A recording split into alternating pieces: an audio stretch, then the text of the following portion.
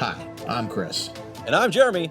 And I'm Fergal. And we're from Movie Smash. Comic book movies are having a golden age right now with the MCU. Movies based on comics aren't necessarily a new thing, but they're a big thing. Join us every other Tuesday on Movie Smash. We explore these movies and find some hidden gems. Every other week, we revisit some of the best.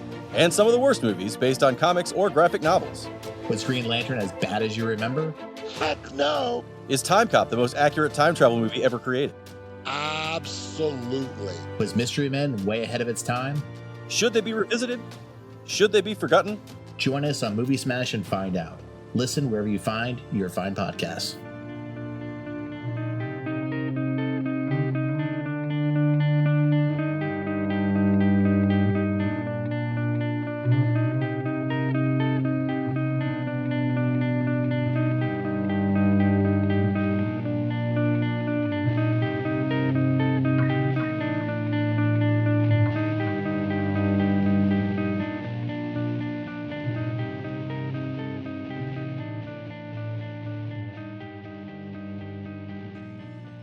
Okay, everybody, welcome to the latest episode of All2-ReelToo. My name is Michael E. Cullen II, and with me, as always, is... Sesame, unsalted bitches, and Carta. Unsalted bitches.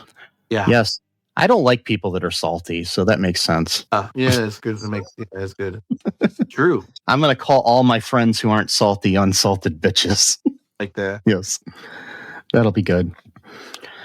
I had speaking of unsalted things, I went to a few weeks ago, or a couple of weeks ago, like last week, actually, as we record, but it'll be a few weeks ago by the time this comes out. I went and saw a screening of Dumb and Dumber at the Maumee Indoor Theater, where I got to meet one of the people that appeared in it, Fred Stoller, Facebook friend of mine. Also got to meet from Revenge of the Nerds, Robert Carradine. But I had a soft pretzel from them with some cheese.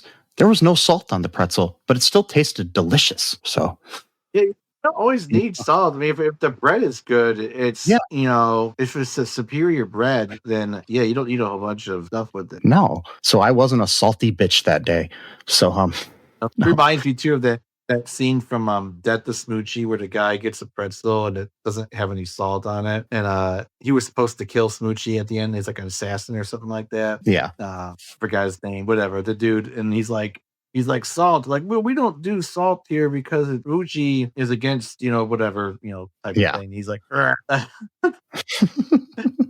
and when he dies, he goes, I never got to see Venice. I'm like, okay, it's a weird final thoughts before dying, I guess, or something. But I've never been to Venice. Okay, I need to watch You're dying, not going to Venice. Like, what? I need to watch Death to Smoochie again. I haven't seen that in like decades or whatever. So, really be. It's a crazy movie. It's wild. I like it. Yeah, I remember liking it. I just don't remember much of it. I just know Robin Williams is in it and Edward Norton.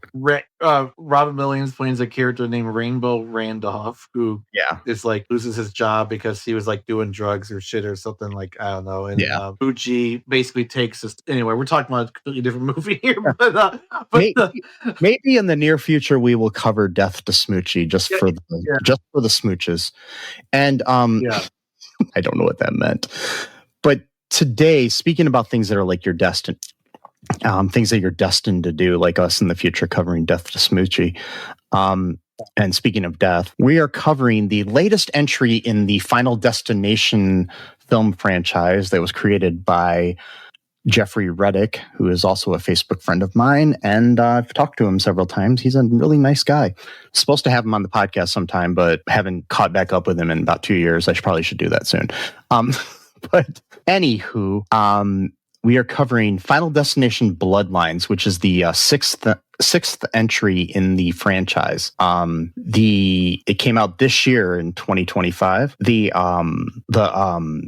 Internet Movie Database log line for it is: plagued by a recurring violent nightmare, a college student returns home to find the one person who can break the cycle and save her family from the horrific fate that inevitably awaits them. Yep. Yeah, there you go. That's the whole movie. Yeah. Mm-hmm. So the movie was directed by Zachary Lipovsky and Adam B. Stein.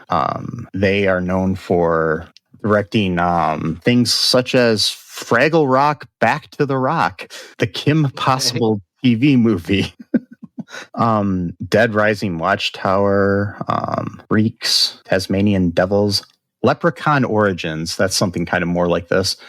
That was Zach. Let's see about Adam. He looks like he's worked with the same guy basically most of the time. He was also a segment director on Jimmy Kimmel Live. Okay, yes. Cool. Film was written by Guy Busick, Laurie Evans Taylor, and John Watts. Guy Busick is known for writing Ready or Not, starring Samara Weaving. He wrote the 2022 Scream movie, the movie Abigail, story editor on the TV show Castle Rock. He also wrote Scream 6. So he's kind of in this genre. We've also got Laurie Evans Taylor. She has written, these are producer credits, were her writer credits. Here we go. We've got Cellar Door, Bed Rest, Save Our Shelter, whatever that is, something about dogs. Wicked Games TV series, she was the head writer, and so on. And we've also got John Watts, who people will know from writing, he was the executive producer of the TV show Skeleton Crew, Star Wars Skeleton Crew, which was a good show. Executive producer of the TV series The Old Man. Let's see his writing credits here. We've got Skeleton Crew, Final Destination, Cop Car, Clown, Wolves. So yeah, he's kind of in the horror genre a little bit. So that's our writers and stuff. The movie stars Kaitlyn Santa Juana as Stefani Reyes. We've got Teo Briones as Charlie Reyes. We've got Raya Kilstedt as Darlene Campbell. We've got Richard Harmon as Eric. We've got Owen Patrick Joyner as Bobby. Anna Lore as Julia. Alex Sahara as Uncle Howard. April Tellick as Aunt Brenda. Tinpo Lee as Marty Reyes. Tony Todd returning for his last performance on film before he sadly passed away as William John Bloodworth. We've got Brec Bassinger, I don't know how you pronounce it, as Iris in the 1960s. And then we've got Gabrielle Rose as Iris in present day. And then there are others. So, yes. So your initial reactions to this film here, Sesame? I really loved it, aside from the stupid ending that ruined it for me. But like, other than that, like, I really, because like, I only saw like the first one. I maybe saw the second one. I don't remember, but I was never really into it after that. But then just because the acting wasn't that great, it seemed like, for the plot, whatever. But this one, it really came together well as a movie, like not just like a horror movie. Like the plot was really solid, acting was really good. The actors they chose for, like the actors they chose for the roles really looked like the kind of people that you would think that they would be. But like they picked for each role, which that's not always easy to do or possible to do. But yeah, no, I watched this actually a couple times just because, like, not just for like preparing for the episode, but just because I wanted to watch it again. Yeah, I'm a huge fan of the Final Destination series. It's probably my second favorite horror film series. My favorite is Scream, but I also like Halloween. But I have issues with both of those series because of people involved in them. But that's all right. We won't get into that.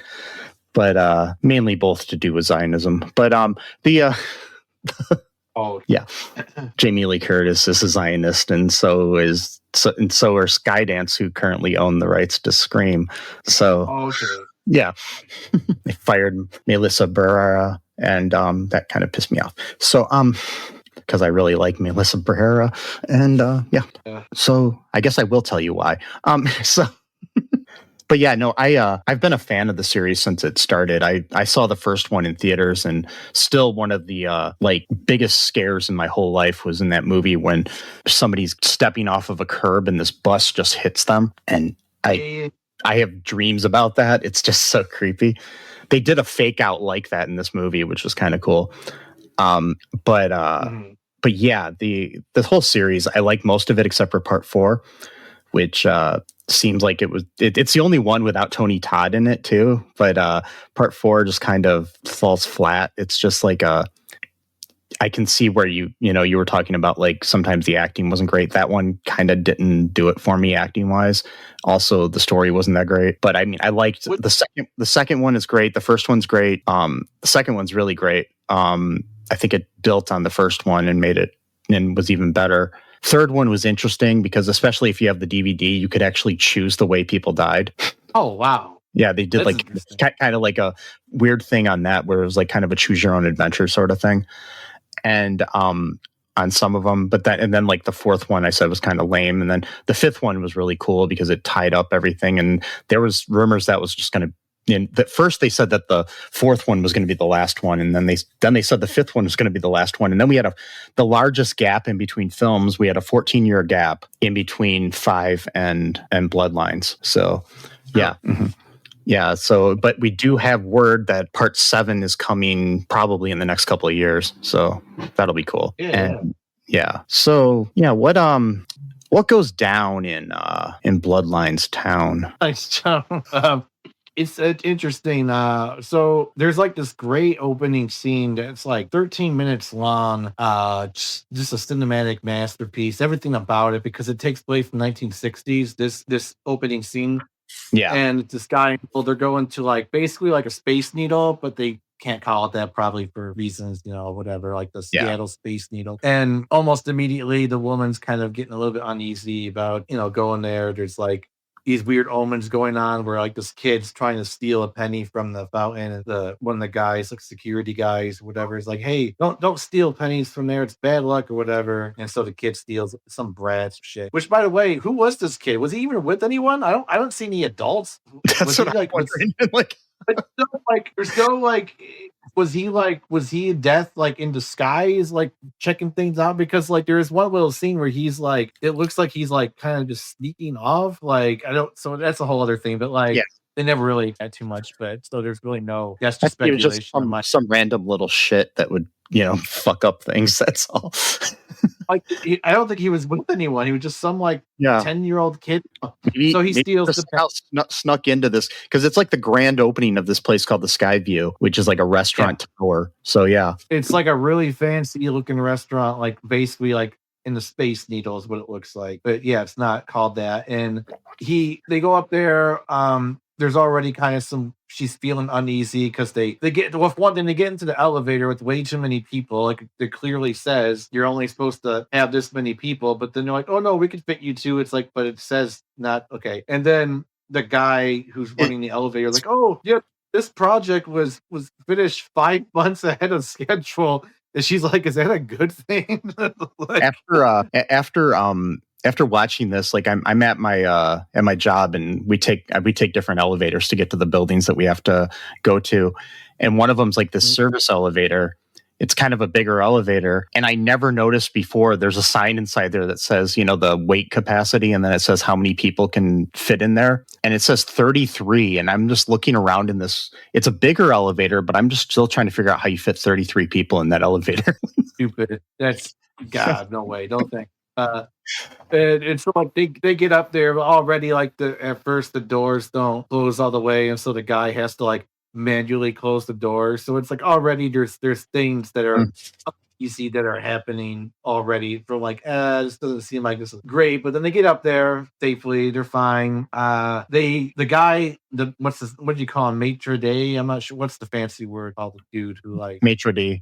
Yeah, maitre d'. He's gonna turn him away because they had just fired someone that the guy worked with, and he was the one that kind of got them in. So the maitre d' was gonna just like send them away because their connection no longer exists. But she's like, oh, let's just go to the bar and just act naturally. So they kind of just sneak in anyway, which is weird because they could have just done that. Like, anyway, they couldn't even, but whatever. And so they're just kind of chilling. She's kind of feeling uneasy, kind of just taking the whole area in. And then they go outside, and he's gonna propose to her. Well, before that, she meets this woman who's like a backup singer for the band that's playing, and she's got her little boy with her. And then our woman, she's pregnant. She's like having like kind of nausea issues or whatever. Yeah. Like, well, how far along are you? And she's like, I don't know really, and stuff. And he's like, I don't I haven't really told my boyfriend yet. And she's like, well, if he loves you, he's not going to let you go. And so she goes up there and he proposes to her and, everything seems great or whatever. But then some woman loses her hat, flies off the balcony. And then that stupid fucking kid's there again,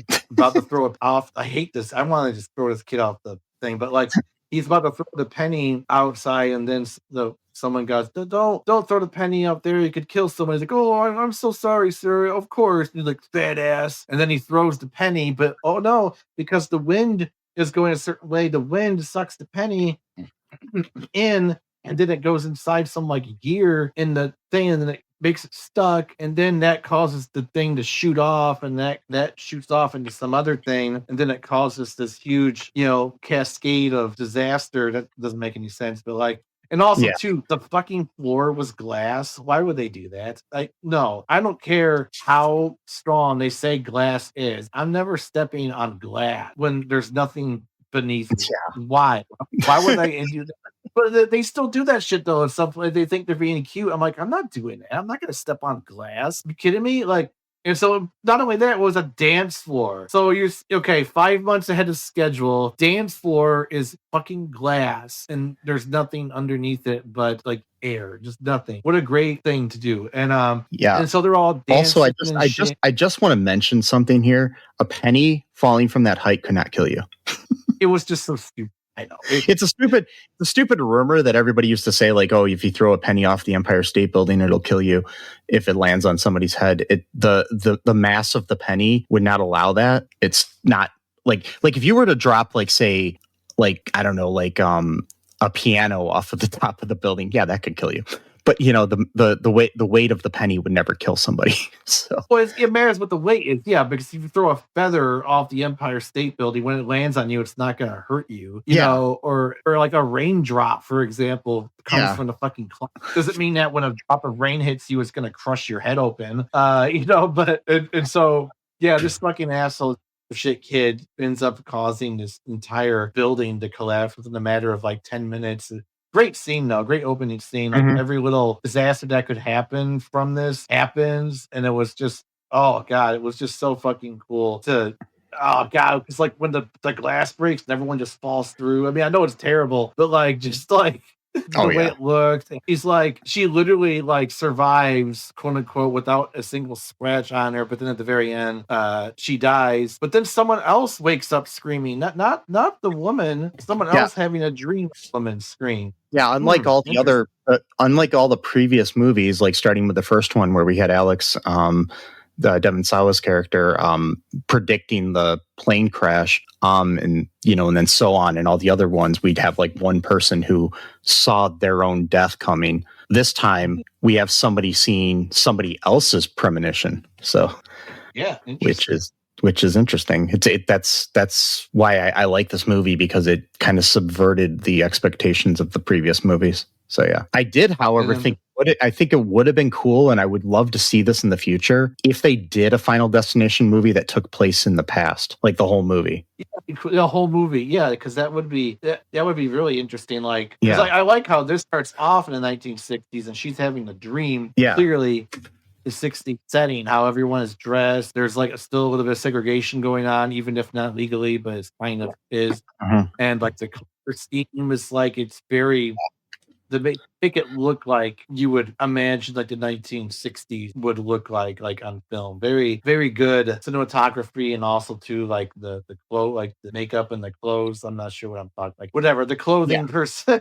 And then like all wardrobe. Sorry, all of it is comes together very well, and it's about 13 minutes of just going on. And it's just amazing. And like that whole scene itself, studied it's also kind of cool how it like starts out where like you hear the radio playing Bad Moon on the Rise and then Ring of Fire before everything starts. Out the radio outside that the like what do you call them, like valets are listening to. They changed the song, but like what I like though is that piece of shit little kid. It looks like he's about but then the piano just falls on top of him and kills him. I'm like, good, because that kid was like laughing. That's why I'm starting to wonder, was that kid maybe death personified as a human being, but that wouldn't make sense because he got killed too. But then I think about it too. It's like I was happy he got that happen to him, but the thing is, she prevented all that happening, so he's still some little shit who got to live his life. Yeah, for a while. For a while, at least, unless death came from him before the things. But the way the rules work in this movie, it was like it was passed on from generation to generation. So. Yeah. So what I don't get about these movies, which I understand that they have to make it exciting, but the idea is, if you cheat death, then death's gonna kill you, but everyone dies anyway. So it's like, how is that even like I cheated death, so that therefore means I'm gonna be immortal? Like, no one thinks that. So basically what it is, it's like you cheated death, but you just get a reprieve, basically, and then you die. I mean, there's in the span of the franchise, I should say, there have only been 2 people that outwit death, and it was basically because they died and were brought back to life. Yeah, exactly. Or you could kill someone. That's a whole other thing. But so anyway, this young woman wakes up. She's actually in our class at college, and she's daydreaming or having a day nightmare rather. And then her professor's like, hey, we need to talk. And turns out that she's pretty much on academic probation because she cannot sleep. Has the same nightmare every single night for the past 2 months. And so she tells her roommate, like, hey, I should probably go home and see what's going on. And she's like, yes, thank you, please. Like, I cannot sleep. Night terrors and shit. So she goes home. Turns out that this woman she's dreaming about is actually her grandmother named she doesn't really know what she looks like, but she knows the name Iris, and that's the name of the first dream. So she wants to go home and to learn about who Iris is, because she's like a family member that like nobody talks about. It's like this hush hush type thing. And so her dad's like, hey, if you go over to visit your cousins, don't mention Iris to your Uncle Howard, really sore topic for him or whatever. But she does anyway, of course. And he like kind of just tells her like, hey, like we don't really talk about her because like she pretty much like traumatized both me and your mom. She wouldn't let us leave the house ever. Like we couldn't go to school. Eventually the state had to come in and actually physically take her away from us. And then even during the foster system, she kept tracking us down and was sending us like mail with like pictures of dead bodies and obituaries and all this kind of crazy shit. And so she's like, whoa, like that's insane or whatever. And then she begs her aunt, her Uncle Howard's wife, to show her, some of the postcards or notes that she, had sent. And she's like, just don't look, in the bottom drawer, whatever, So she finds out where Iris lives and finds a picture of Ivy, so she knows that's the same woman from her dream. One thing I want to point out is so I'm assuming that that Iris was pregnant with Howard in the opening scene. Probably. Yeah. So the actor playing Howard is 72 years old. Okay. So he would have been born in 1953, not 1969. He's only 72. He looked like he was like in his 40s to me. Yeah, I mean, I don't know if that's right, but I'm trying to figure out. But I looked up the actor's age, and that's what it said, but I could be wrong from the website that I looked it up on. But yeah, he's at the latest shit, man, and so he's kind of like the dude he's like the cycle breaker. Mm-hmm. Like he made his kids have like basically like the happiest life that they could have, because he didn't get that when he was a kid. So he's kind of like the cycle breaker, whereas his sister is like the traumatized one who never really got over it type thing. Mm-hmm. And the mother of Steffi. What's Stephanie? Yeah, Steffi. Stephanie and Charlie. Yeah. Yeah, that's her younger brother. And so she goes to visit her Grammy, and she lives like in this fucking compound, like spikes all over the place. And she's like, has like a little thing where you have to like basically click a button, and she's got a microphone, telling her to put your wallet and your keys in, basically like not allowing anyone to really come in unless she has like her like very specific permission to come in. My question is, where does she get her supplies and food? Because she's lived in this cabin. She never leaves. And I think she mentioned something at one point about people delivering them or something. Oh, okay. That makes sense. Yeah, but because she's not really worried about them dying as much as she's worried about her dying because of the curse or whatever. It's interesting. The actress who plays not Iris, but the mom, she was born in 1969, so that's cool. But she would have been the younger sibling, so it makes more sense for her to play the younger, but still. That's fine. And so like she's basically like, hey, like I never left this cabin in the past 20 years. As long as I'm here, everybody's safe. So I'm gonna die soon though, because I got cancer. So I need you to basically take my place. So here's all of my fucking weird books I've written with all weird notes and all kinds of crazy timetables and names of people have died who have survived, all this crazy shit. And he's like, here, stay in the cabin for the rest of your life. This is your job now to keep everyone safe, basically. She's like, I'm not doing that. And so she runs away, but then Granny leaves the cabin. But as soon as she steps foot, it gets all windy. Like death is just waiting, man. My question though about this is they didn't explain why. What was so magical about the cabin that like was it spell? They didn't mention like how like I think it's just that she's fortified it so much that and she's got everything. But I still think the place looks dangerous to me. I mean, I don't know, but I think it's just like it's so fortified that death can't get in or something. But I don't think that's true. But the thing is, like, you back or something doesn't mean like you don't have to die gruesomely. Like, you know what I mean? Like, and completely kind of off the topic that we're talking about right now, except for the fact that we're talking about Iris. The actress who plays the older Iris is actually a year younger than the actor who plays her son. Yeah, she's 71 and he's 72. He does not look 72 to me. I was thinking he's in the early 50s at the oldest. Like he must just be a really. I'm just saying. I hope I'm right on the age here, but it's just like it's it's just funny. It's funny. And so she gets killed basically because she left her cabin and she's like, hey, take a step back. And she's like, why? It's like, because seeing is believing. And then like a little thing just shoots through her face, kills her. And now Steffi's got her magnum opus of how everyone is supposed to die or could die. Because like basically it's like a cat and mouse game. Like she wrote like all the possible ways that she could think of. Mm-hmm. How death might try to kill them, like through like some kind of psychic premonition. So that's kind of how she's been able to save people this whole time by just like anticipating. Like I don't know how exactly she knows these things. Maybe it's just like some kind of latent psychic abilities or something. And so that's what all this book is really for. It's just like watch out for cars or fires or glass or whatnot, which again is just like crazy making because you gotta be sitting there thinking of like every possible thing that could happen. Anyway, what else happens? I'm kind of just going off here. According to several places, I'm finding different ages for Alex Zahara. I'm sorry, I'm just like obsessed with this. Some are saying he's 57 and some are saying he's 63. So, and then other ones are saying that he's 72. So he could be any of those ages. Yeah. I'm going to lean towards the younger ages because he does look younger. So it was just bothering me that they were saying he was 72 because he doesn't look it. Oh, and yeah. But basically what ends up happening here, we've got, she comes back after seeing Iris, and there's a funeral for Iris.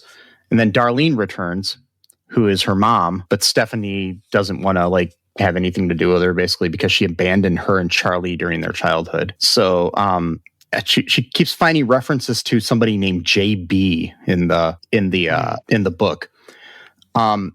So then we've got like there's this big family barbecue. Mm-hmm. So this first we see like a glass breaks and then some of the glass ends up into the ice bucket that they have there on the counter or whatever the place where you put the ice on the bar, whatever that's called. Is it a well? What is it? I don't know. You think with all the episodes of Bar Rescue I've watched, I would know what the fuck that's called. Yeah. This piece of glass falls into there, and so it ends up in one of the glasses, and so we've got this whole like little chain of events where we're trying to figure out where the shard ended up. While Stephanie's reading the book, and this like a picture falls down of the family, and a piece of glass comes flying off of it in a shard that's similar to the shard that's in the drink. So she's like freaking out and thinking that, somebody's going to die because of a shard of glass. So this whole chain of events ends up happening, and we keep thinking, somebody has it in their drink, but no, they just drank a bug. Then somebody else, blah, blah, blah. And anyways, a big chain of events ends up happening, and this lawnmower ends up running over Howard's head and kills him in front of the whole family. He's like, "Oh, it's no big deal, it's fine," and then he falls down. He steps on the glass, and then this like rake or something falls down and somehow turns on the electric lawnmower, and it that somehow runs by itself, because most lawnmowers have a lock, so you can't. I don't know. They can't run unless you touch. But anyway, so anywho, he's decapitated, so I don't think there was an open casket for that guy. Probably not. I wouldn't say so. And what I love about that though too is like how many ways like the glass could have killed someone, like you said, like it was in the ice, but then someone threw their drink down because there was a bug. Yeah, and like the ache underneath the trampoline that there's, so. I always like that in these movies. It's kind of like a Rube Goldberg sort of like thing where like, a bunch of different things happen to cause one small thing to happen. But, so yeah. It's interesting. So then we've got like, they go to Howard's funeral, of course. And then Stephanie's like trying to warn everybody, death is coming, listen to me, and they all start to think that she's crazy, but then they start to kind of reluctantly believe her. But so next we have the situation where Howard's oldest son, supposedly Eric, works at a tattoo shop. There's this like big fire that breaks out, and he's got his like he's hanging from a chain from like a ceiling fan that like connected to his nose ring and all this other shit, and he's like in this fire and everything, but he ends up being fine, and so he survives it somehow. He's just got like some burns on his arms. And like a brand from like, what was it that kind of fell onto him that kind of branded his skin? Heart, something to do with the heart. It's like a like a heart necklace or something. And so Stephanie is like very, after this happens, she's like really worried because nobody can get a hold of Eric, and then but he survives, and so the next day Stephanie and Charlie attempt to protect Eric, thinking that he's the next to go, But what ends up happening is that Julia is crushed in a garbage truck's compactor instead. Yeah, because they're arguing about shit like nobody like this could happen. And he's like, don't touch the truck, Eric. And so he's like kissing the truck, pumping it, and then like talking about all the ways that he could, like, well, the leaf blower guy could accidentally blow the leaves in the kid's eyes, and then they could hit the soccer ball and hit you in the face, and all that stuff happens to Julia as she's going off for a run. Her headphones just hits her in the head. She falls inside the lift as soon as like her body and the lift are like at the right exact position for her to fall in. Basically, like it was like if it was like in any other way, she would just like run in to the lift, but like it was like on an angle, and so the soccer ball just hitting her pushed her in that direction, and then she literally gets crushed by. But the thing is, she gets crushed only because the guy stopped the truck, because Eric got in front of the truck and told him to stop, and then by him hitting the brakes is what actually caused Julia to die, because she was almost gonna get out by holding on to Steffi's hand, but then she got knocked back down further, which then didn't give her time to And the guy couldn't hear people at first too, because he was like listening to music on his like iPod or something, or not iPod. That's so old, on his phone or whatever. I just said iPod. Illegal to listen to headphones? I don't think. I mean, it seems like that would be a hazard. Like it's illegal to listen. It's illegal to have like earbuds or headphones on while you're driving a vehicle in most states. Dangerous to do. Yeah. Why couldn't you just listen to the radio in the car with that same playlist? I don't. know, but okay. Because then he wouldn't have killed Julia. So you needed that to happen. Yeah. And that was a pretty intense. What I like about this, even though these scenes are pretty gruesome, they don't really last that long. Yeah. So it's not It's like I watched a movie after this called Thanksgiving, which I liked too. It's another horror movie, but some of the gore in that was just like too much. Yeah. I don't like too much gore. Like there's one scene similar to this in a way, but it's like in a woman gets stuck in like a dumpster sort of thing instead of a garbage truck, and then it ends up like cutting her in half, and you like see her like innards just like hanging down from the top of her. It's just it was kind of gory. Yeah. But anyways, so what we ended up finding out is the reason Eric didn't die first and then Julia died first is because they get the family all together and Brenda discloses that Eric was actually the product of an affair. So he's not part of Iris's bloodline. So Iris isn't really his grandmother. So. Right. It's some other, what was his name? Fenberry, something like that, or some random dude that used to want to play catch. Why did you want to play catch with me? It's like, yeah. That's why you always wanted to play catch. So then we get to the point where, okay, so Darlene ends up suggesting that they figure out who the JB in the book is. And it turns out that, it's William Bloodworth who's appeared in all the films except for the worst one, Part 4. I'm going to emphasize that again. Part 4 is the worst one in this series. I do not like Part 4. So anyway, that's the one spared from being in. And he wasn't in it because of scheduling conflicts, and I think it's a good thing. Yeah, he didn't, which is fine though, because we figure out that he, like, it all comes together. Like the guy from the very first one, like who, like, always thought that maybe he was like the bad guy. Yeah, people thought he was death. That's the thing. That's what it was always like. He's the one. It turns out, no, he's a survivor or one of the survivors of not the survivor, from the Skyview. I want to say survivor. He should have died in the Skyview. He's actually the little boy who was there. That was the son of the singer who was at the event. Yeah.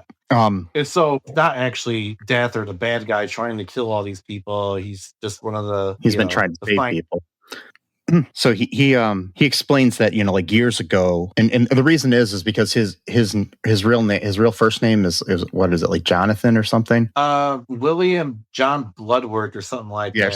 I think it might be William John Bloodworth. Yeah, so his middle name is John, so that's why he went by JB. And I was in a play in high school called JB. That's interesting. It was about the book of Job from the Bible, and I played his eldest son. And then I had to choreograph my own death scene, which was really interesting. Cool. Yeah, we had dancers, and each of the kids, when they died in the play, there was like a dance troupe behind us. I choreographed my own death. Oh, that's great. Yeah, one of the weird. And then I had to sit on stage after I died and watch everything else the whole time, and like watch my rest of my family die and shit. Oh, that's great. This is a high school play, by the way. That's great. So yeah, good times. I used to just stare into there was like lights, the stage lights. I used to stare into this one stage light, and if you stared into it long enough, my eyes started to water, so it looked like I was crying on stage as my siblings were dying. Oh, I hated that play. It was okay. I mean, it wasn't a bad play, but it was just not great. I designed the logo for it though. So if you're listening, Miss Francis, yeah, good times. So anyways, so JB here, William Bloodworth, basically explains to the family that there are two ways to defeat death: either taking another life or being clinically dead and then resuscitated. Citing that Kimberly Corman, who was a character from, I believe, she was from the second movie, played by AJ Cook, who is one of the stars of Criminal Minds, which I'm like in a binge of right now. So, and she's like beautiful. But anyways, that's another story. So she survived because she basically died and was resuscitated. So she survived. They should bring her back. They should bring AJ Cook back to the next movie. So if you're listening out there, the writers, bring AJ Cook back, because she's like one of my favorite actresses. And I'd like to see her in something other than Criminal Minds. Yeah, she was in another horror movie too. That sorry, I'm going off on an AJ Cook like fan thing. She was also, AJ Cook was in. There's a really good horror movie that most people haven't really seen called Ripper Letter from Hell that came out in 2001. It was a slasher film that I really like. It has a sequel that they recast AJ Cook's character. I don't like it as much, but it's a good movie if you ever get a chance to watch it. Ripper Letter from Hell. Maybe we'll cover that next Halloween season. But anywho, she survived. Kimberly Corman did. So Bloodworth, he ends up departing, and this is like a great scene. It's like Tony Todd knew he was dying, and he knew this was going to be the last thing he did, and they kind of just gave him free range to like say whatever he wanted in the scene. So that was kind of cool. Like, I mean, they had the basic points that he had to say, but they let him just kind of riff, sort of, from what I read.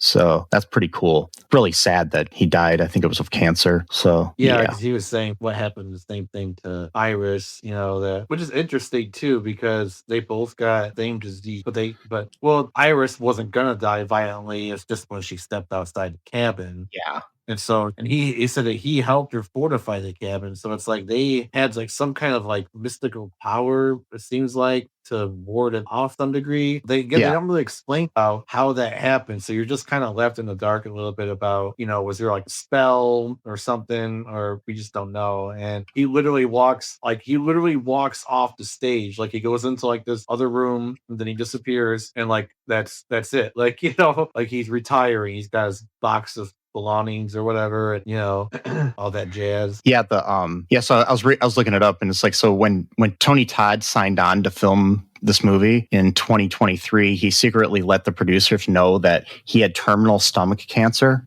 So during filming in early 2024, they elected to allow Todd to improvise the last lines of his character so he could give a proper goodbye to audiences, because he basically knew this was going to be the last movie he made. It's so sad. Yeah. I like Tony Todd a lot. I'm just sad about that. Okay, so yeah, now I'm getting sad about Tony Todd after geeking out about AJ Cook. So now I need help. The emotions thing is like, oh my God. Like, yeah. So what ends up happening here is that so they decide they're thinking that, like they know that what they got to do is basically kill the next person in line, and that is Bobby? I don't know his name actually. I think it's Bobby. Let me see. What is the other kid's name? Yeah, Bobby. Because he's got he's got a peanut allergy or a nut allergy, and which is interesting too, because the actor who plays him also has a peanut allergy in real life. So yeah. Owen Patrick Joyner, the actor, he has a peanut allergy. So they decide that they're gonna try to kill him with his peanut allergy. And they go to a vending machine, and instead of getting the unsalted peanuts, which says not those unsalted bitches,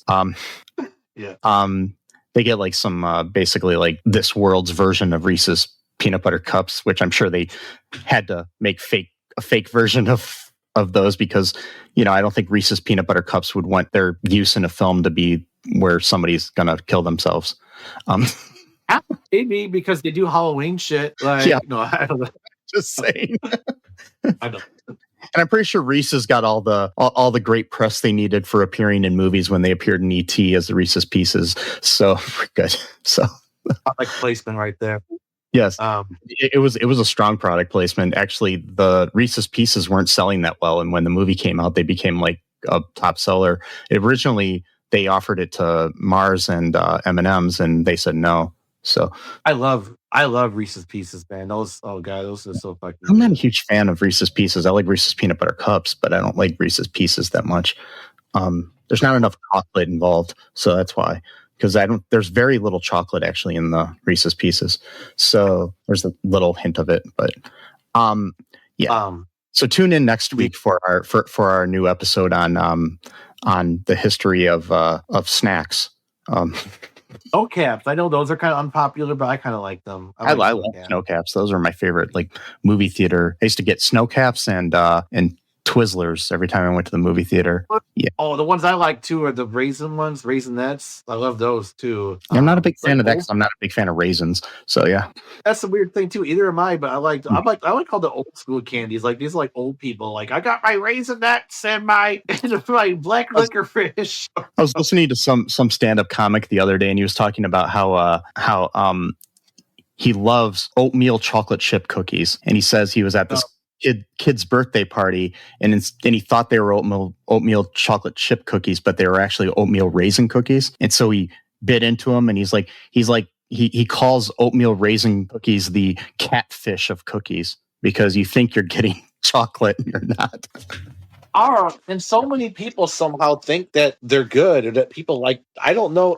I mean, it's like, yeah, I'm sure there's a few people that like them, but like everyone makes them. Everyone who makes oatmeal raisin cookies thinks that everybody else likes oatmeal raisin cookies, but like almost nobody does. So it's it's weird because like, well, I like this stuff. I'm like, yeah, you're like 1% of humanity who likes that. Like, it's like all the people that like carrot cake. I don't get it. Anyways, so it's like I get if you're making it because you like it and you know someone else, but like you're making an assumption that someone's gonna like something where like you know for a fact that like a minority of people are gonna like that thing. Like it makes no sense. Like make regular cookies where there's a bigger chance that the common person who are going to eat those cookies are actually going to like it. Yeah, you might get the one person who's like, oh man, I was hoping this was an oatmeal raisin cookie, as opposed to every other person hoping it's not going to be an oatmeal raisin cookie. It turns out to be a way. I'm sorry, but like, and the whole catfishing of people with the oatmeal raisins thinking that they're oatmeal chocolate chip thing reminds me of the time that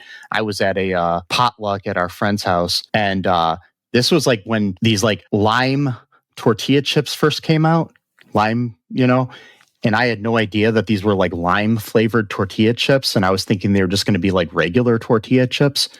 And I put one in my mouth and it started tasting like lime. And I'm like, what the fuck is this shit? Okay, so. Yeah, that's definitely an acquired. I like the lime Doritos ones. I don't think they make those anymore. I just think those were... the thing is they're probably not bad, but when you're not expecting something and you get that taste, it's just like, what the fuck is this shit? It's like, you lied to me. Anyways, so back to the movie. He decides to eat. You know, Bobby's going to eat these peanut butter cups, and so there was like an issue, like where they had to like kind of push the vending machine, which you're not supposed to do because they can fall on you. You know how many people die of vending machines falling over them every year? I don't know, but it's got to be at least one. So I'm just saying. Yeah. Yes. So you know, it's not like it's not like something that can be prevented easily, like a school shooting. But anyway, so the you think I would like to live in a world where more kids were killed by vending machines than guns. I mean, I'd rather just not being killed at all. But I'm just saying that the chances of being killed by a vending machine are so little, but the chances of a kid going to school and being killed by a gun are so high. It's just not good. So great, yeah. So they're so basically what ends up happening is they go into this room and there's like this big malfunctioning MRI machine in there that, you know, ends up, you know, like Eric's all of his piercings get pulled out and in the machine because he's like all pierced up, including his Prince Albert, which is, you know, if you don't know, piercing on your genitals. So I'm not sure what they call it that. I don't know it's called the Prince Albert. So yeah. Yep. So yeah, he dies by the machine, and then like Bobby had eaten these things and he's trying to get to his EpiPen, and he's reaching for it, and then the wheelchair that he's in like kind of starts coming towards things, and then but he's this woman comes in there and you think everything's going to be okay, but then the little spinny thing from the vending machine, the, you know, the like twirly thing that loses, you know, is in vending machines that keeps the product in there, comes flying out of the vending machine and goes through this lady's head and then right into his head and kills him. So yeah, great. What's weird about this movie though is like whenever any one of these people die, like they don't even like seem like they have like any like emotion about the fact. No, I'm serious. Like they moral Howard for like a minute, and then Julie gets killed. They don't even really talk about that. They're like, "Oh, we're just moving on now." Like, and then it's like, and then like when Eric gets killed by the MRI machine, and then Bobby survives for like a second, and she's like, "Are you all right?" He's like, "Yeah, I think so." It's like, dude, you just see your brother's like contorted body inside of a MRI machine. You're making jokes about shit. It's just like, what the hell, man? I guess that people respond to death in weird ways, but I wouldn't be like, oh yeah, I'm totally. It tends to be like that in a lot of horror movies, like slashers and everything too. Like, it's like, oh, yep, 4 of my friends were killed by Jason Voorhees, but I got to survive now, so I don't have time to mourn. It's like, what the fuck? Maybe that's it. Maybe that's literally it. Where it's like kind of like too, if you're in like a war and like your fellow soldier gets killed, you can't really at that moment like think about it too much. So maybe it's something like that where you have to. It's something you'll have PTSD about, like 5 years later, right. and therapy, and then end up with a meth addiction or something, and then anyways, or heroin or alcohol. Yeah. So anyways, after that happens, it's a coil. That's what that thing is called. It just came to me. The coil in the machine. I was like, the thing that's got the spinning. Would that even do that much damage? Because it's not like it looks like a freaking like a slinky type of thing, like like a slinky or something. But no, it's those things are actually pretty strong. Okay. My dad used to fill vending machines for a living, so I've dealt with those things in the past. So I helped him fill the vending machines, so I know how they work. And they're actually kind of thick, but I don't know if it would actually go through somebody's head depending on how fast it's going, though. I mean, I guess anything could, because it's basically like, an arrow isn't really dangerous unless it's, struck from a bow or something, So it's like a bullet isn't dangerous until it's comes out of a gun. So it just depends on how fast it's coming at you, So the whole thing though too is why would they make an MRI with that much power if they don't actually even intend on? What I mean, like, what's the point? I don't think like what? I know you're not supposed to like wear like metal jewelry and stuff when you're in an MRI, but it's like I don't think it would be that strong, but I don't know. I don't know either, but like you got even outside the room, like the clipboards are like rattling, and the woman has like their name tag. It's like kind of lifted off from her, her neck like that. Like, why would they even? That would happen. It's the same cars though. Like, oh, the car could go up to 120 miles per hour. What for? You're not allowed to drive it that fast. Why even make it be able to go that fast? Like, See, I think that I don't think an MRI machine would actually ever do that, even if it was malfunctioning. But who knows? I don't know. I think I'm going to go to college and learn how to make an MRI machine. Well, that might take a while, but yeah, okay. And I'll get back to our fans. So. Okay, that's probably going to be a good 5 years of study, at least. Yeah. So, or I could just call up somebody who knows the answer. I got an MRI a few years ago. It was so messed up because it was literally like in like some like back room of the hospital. Like the floor wasn't even like good floor. It was like the tile was like it looked like it was just some like back room that they just stuck an MRI machine in. I'm like, is this like where you guys do this? It's like I've gotten a few in my lifetime, never in a weird back room. So, I mean, it was like, are you sure this was a hospital? Yeah, no, seriously, it didn't look like that room. Like the rest of the hospital looked like a regular hospital. Then you go in this room and like the tiles all worn off and shit. Like it's like a store. I'm like, what is this? What was this place originally before you just see MRI machine in here? I mean, I didn't care. I wasn't like mad about it. But it used to be storage, and now they just made it the MRI room. It looks like it could have been like it used to be a closet where we hold like the chemicals and broomsticks and mops and shit or whatever. Because I think the last MRI I had, like, you can get. I think it was no. I got a CAT scan. I think that was different, but I can't remember the last time I got an MRI. But yeah, anyways, because it's like kind of like a CT scan in a way. But yeah. Brain scan. It wasn't a big deal. It only took a few minutes. But yeah, did they find one?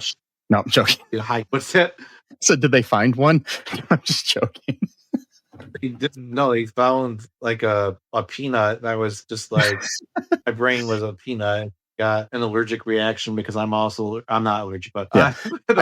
I had an ultrasound done recently. So yeah, or a couple of them actually. So yeah, I it was a girl. But no, I'm joking. Yeah. It's a girl. No. Sorry, I'm stealing Mark Maron's joke where he says he had to have an ultrasound on his heart, and he's like, "It's a girl." Oh yeah, that's right. So, but anyways, I had to have one on my stomach. So, because of digestion issues, just so our fans know everything about me. Yeah, here you go. Here's a list of my medications and their dosages and my insurance card number. That's my social security number and my blood type. My mother's maiden name. Elon Musk probably already has it anyway, but you know, yeah. Because I honestly don't even know my blood type, so I couldn't tell you right now. I don't know mine offhand. I have no idea what it is. So I should probably find that out just in case I need to know it for some reason. So anyways, they go off and they decide that the only place they can go to is Iris's cabin to conceal Darlene from death. So if the mother doesn't die, then Charlie and Stefani will live. So they go there and they crash through the front gate. Stephanie's seatbelt jams, so she's stuck in the car at one point. So then they're going into there, and the cabin somehow explodes, sending the RV into the water, and Stephanie's beginning to drown. Darlene ends up saving Charlie before being cut in half by a lamp post that comes flying by. And then, I think so. Yeah, and then Charlie goes and he rescues and resuscitates Stefani. So they think, hey, Stefani died. I resuscitated her. Everything's all peachy keen now. Nobody's going to die. So then a week later, there's Charlie's ready for his prom date. He's all looking all like I don't know what you call it. He's all suave, and what do the kids call that type of stuff today? Riz or drip or whatever. I don't know. He's got the Riz and he's got the drip on, and he's all doing it. Yeah. So now we get younger fans, right? Because we said shit like that. That drip and I think drip's even old school now. I don't think they even say drip. Riz is I'm pretty sure. Kids might be going on style too. I'm not sure. Yeah. I don't really know these. He's on Fleek. Is that still something? No. Fleek is way. I know Phantom Tax is a thing. Maybe that's gone now too. I don't know any of this shit. I'm kind of glad I don't, because I always thought, like, even as a kid, like I always thought like adults who like knew too much of like body generations. It was like, hey, this is my shit. Like, don't tread on my territory. Like I don't. It's weird because like, you want your adults to not know too much, but then you hate them for not knowing too much because you think that like they're stupid. But if they do know too much, then you're like, it's cringe. And so it's like you're never happy, basically, as when you're younger. Cringe. That's another one that really kind of took off like maybe 20 years ago. But if people still use cringe, that one is stuck. Like, that one is like stuck because we were saying cringe way back in like 2004, and people are still saying cringe. So that one is like a everlasting one. The new one I don't understand is 6-7. I don't know what that is all about. So it's just like ending something, I think, or no, that's 86. Sorry, I don't know. 6-7 is the new one that my niece used telling my father something, and he asked me, he's like, what's 6-7 mean? And I looked it up, and I still have no fucking clue what it means. So you using the actual word. So anywho, so Darlene's dead. So it's like a week later, and he's all on fleek for his prom with his rib. No emotion whatsoever. Like, they've witnessed like gruesome death constantly for the past week, and they're all just like chilling, Yeah. So basically, then Charlie's prom date. Dad happens to be a physician who, for trivia purposes, they called him Dr. Reddick after Jeffrey Reddick. So, yeah, just wanted to let people know that was a little trivia to this thing. They named him after the creator of the series. He basically informed Stefani that, like, well, you didn't really technically die because, you were resuscitated before cardiac arrest. Oh, I see. Okay. So moments later, a timber-carrying freight train derails nearby, and its cargo fatally crushes the siblings, and they die, and credits roll. That's stupid. That ending actually made me hate the rest of the movie, basically. But the thing is the way it built up, though, all the things that happened right before they died, mirrored things that happened in the opening sequence of the movie. Like, she pricks her finger, just like Iris did. Yeah, it was like there was a penny involved, all these things. Yeah, so, yeah. No, but ruined it for me. I was like, oh, thank you for that. I'm done with you. But I feel like they need to, in the next movie, have that have been a premonition of Stefani and rewind things where it didn't happen, and then have Stefani and Charlie trying to outrun death in the next movie. Have it be a direct continuation of this movie. Yeah, I would like to see that. Because it's one thing. Movies we have to like get to love a new cast in each movie, which I understand. But I mean, we did have Clear Rivers appeared in part 2, but we don't really have many recurring characters besides William Bloodworth. So yeah, it's kind of The reason why I hated the ending is not just because I grew attached to the characters, which I did, but it was too much of a, like, for example, like the other movies, it's like it's not about bloodlines. It's about like, oh, I had this premonition. Everyone who was supposed to die, we gotta stop it. But this was like an intergenerational thing, and so have them just die at the very end like that, it just felt like it just cheapened the whole movie.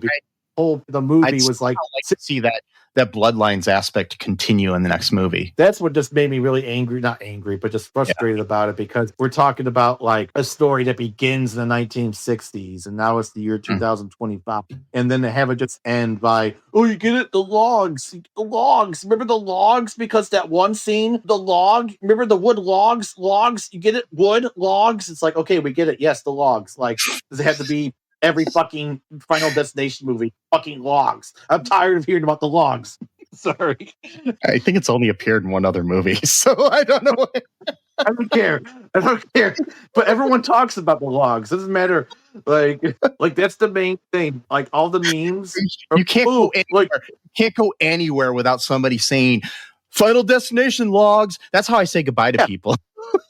No, that's what I'm saying. Like all the memes, like of every other death and Final, like we got the gymnastics death where she stands and she dies, contorts herself and breaks her neck or whatever. Or you got the guy with like tar going on his face when he's hanging off the bridge, or whatever, the get his head cut off. It's no one talks. It's the fucking logs. Like, oh, when did you start having a paranoid thing? Oh, the driving scene of the logs. That's why I can't drive behind a truck that's got logs in it, because it reminds me of Final Destination. Okay, but you don't have that same the same action when you go to a gymnastics match. You don't go, oh, my daughter's definitely gonna snap her neck because she's on a fucking first board or whatever it's called. Oh, every time I'm on the bridge, I'm gonna get tar in my face. No, none of that. It's only the fucking logs.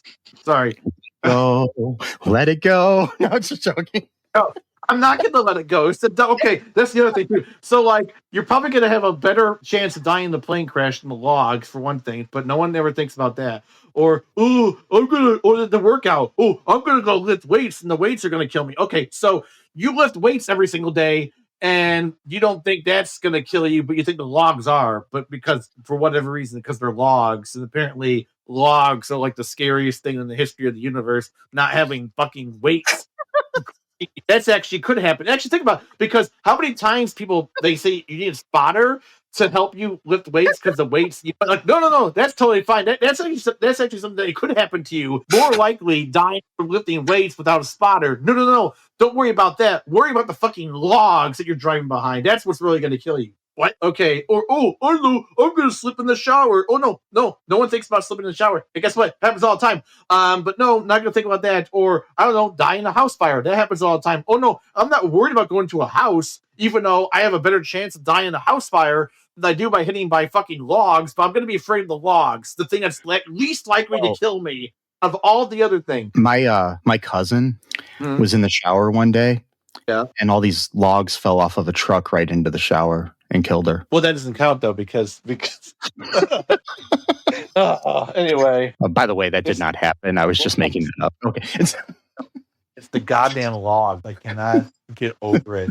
That's all anyone talks about. They don't talk about anything else. I mean, it's a memorable scene. So anyway, there's so many. Guy gets his head cut off with a tire. Yeah, but whatever. This was in the second movie, and it was pretty memorable. So the log thing. So yeah, it was. Okay, guess what? There was a car wash scene. Someone died in the car wash. No one talks about that. There was the tire scene, like I mentioned. The tar scene where the guy from Office gets the tar all over his face and dies. There's a weightlifting scene. There was, again, the gymnastics scene. There's a bunch of other scenes I don't remember that happened. The woman died in a house fire when she was making dinner. She was a teacher. The guy who in the shower got hung up from the shower curtains. Guy who got decapitated by the guy who died by getting hit by the bus. The guy who died by... So there's been a long history of horror films, and most people are afraid to take showers sometimes because of Psycho, or afraid to go swimming because of Jaws. So things have their places in history that are memorable, and we never know why. It's just like why our episode about American Pie Girls Rules really popular. In this episode, will probably get like 3 listens. So our most popular episode is like one of my least favorite ones to talk about. And it's got like over 1 million views. The one that I'm the most proud of is Sleepover. Got like 5 views in like 3 fucking years. Okay, great. The best. When I was on point, when I felt like I was really on fire, that with Sleepover, nothing. It's like my fucking logs, basically. The logs shooting into my skull of the feeling of failure. Ooh, Girls Rule. Hey, I have 200 million views. What's not that much, but like, and it's like we're like, oh, this is the American Pie, where it's the girl that wants to have sex. Ooh, it's different, right? There you go, 7 billion views. Nothing. But you put your heart and soul into an episode. You do, like, for example, Back to Maui. Every human on the planet has listened to that episode. Back to Maui. I put so much effort. You have no idea. I paused that movie every 30 fucking seconds. Write a note, but I didn't even get to watch the movie like an actual movie because I was too. And it's just like pages upon pages upon pages, the most intricate notes possible. 7 views. God damn it! So, on a better note, how many scares would you give this movie? What's like 1 out of 10, or what was the 1 out of 5 scares? Like, that's just basically scares instead of stars. So how many would you give this movie? About 4 out of 5, I would say. I give it 4.5. So yeah, okay. I think this is one of my favorite horror films that I've seen recently. So yeah. Really good. So anyways, folks, before we get into log territory again, just do us a favor and check out all2-ReelToo.com. There's links there to our TeePublic, where you can buy some merch. Maybe we'll have a logs shirt soon. I don't. I was gonna say. I was gonna say. People die other ways. I know. So there's also a link to our Patreon. I'm hopefully going to be doing some updating on the Patreons. Tiers and stuff, so you can do things. One of the things I'm thinking of doing is that if you join our Patreon at a certain amount, you can listen to our episode a week early. Ooh. Wouldn't that be fun? Or a few days early, maybe? I don't know, whatever. Just let us know what you think would be a good, a good benefit to have. A good perk, as they call them. That's what they call them, right? Perks?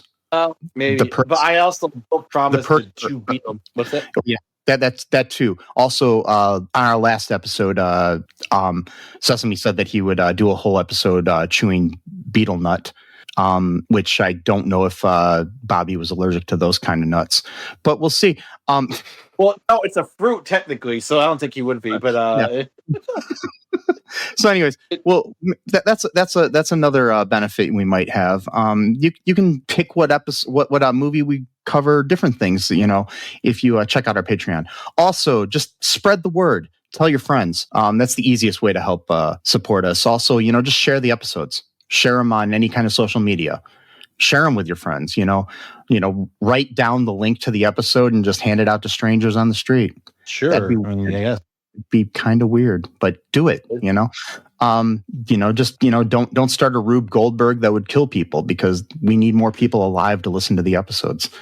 Also, yes. Folks, just do it all up. Also, just remember that trans lives are human lives. No human is illegal. Be different. Be yourself. Free Palestine. And remember that I love you. Mm-hmm. You're more likely to listen to our episode about Girls' Rules than you are to die from logs falling off of the back of a truck. Yep. And Sesame loves you. I do. And until next time, bye-bye. Thanks for listening to All2-ReelToo podcast, a Cullen Park production. Produced and edited by Michael E. Cullen II.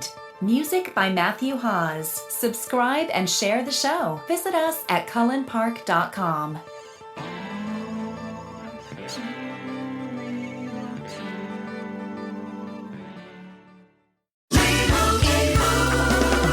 Doug. Here we have the Limu Emu in its natural habitat, helping people customize their car insurance and save hundreds with Liberty Mutual. Fascinating. It's accompanied by his natural ally, Doug. Limu, is that guy with the binoculars watching us? Cut the camera. They see us. Only pay for what you need at libertymutual.com. Liberty, liberty, liberty, liberty. Savings vary. Underwritten by Liberty Mutual Insurance Company and affiliates. Excludes Massachusetts.